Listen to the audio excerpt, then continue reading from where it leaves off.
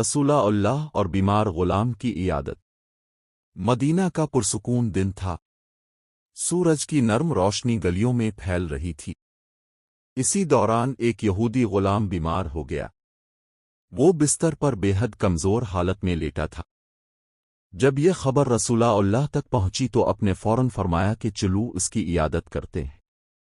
صحیح بخاری 1356۔ یہ نوجوان نہ مسلمان تھا، نہ کوئی بااثر شخصیت، مگر رحمت عالم صرف اس لیے اس کے گھر تشریف لے گئے کہ وہ ایک بیمار انسان تھا۔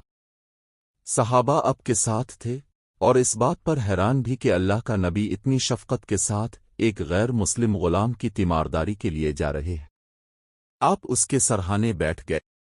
نوجوان نے آنکھیں کھول کر دیکھا تو اس کے چہرے پر روشنی سی آ گئی۔ وہ سوچ بھی نہیں سکتا تھا کہ محمد اللہ کے رسول، لوگوں کے محبوب، اس کے پاس بیٹھے ہیں۔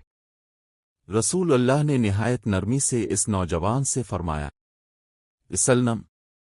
اسلام قبول کر لو۔ نوجوان نے اپنے قریب کھڑے والد کی طرف دیکھا، جیسے اجازت چاہ رہا ہو۔ اس کے باپ نے کہا، اتنا ابا القاسم، ابو القاسم کی بات مانو۔ اتنی پیاری شفقت دیکھ کر نوجوان نے وہی لمحہ اسلام قبول کر لیا۔ رسول اللہ گھر سے باہر نکلے تو اپنے خوشی سے فرمایا، الحمدللہ، جس نے اس نوجوان کو جہنم سے بچا لیا۔ صحیح بخاری۔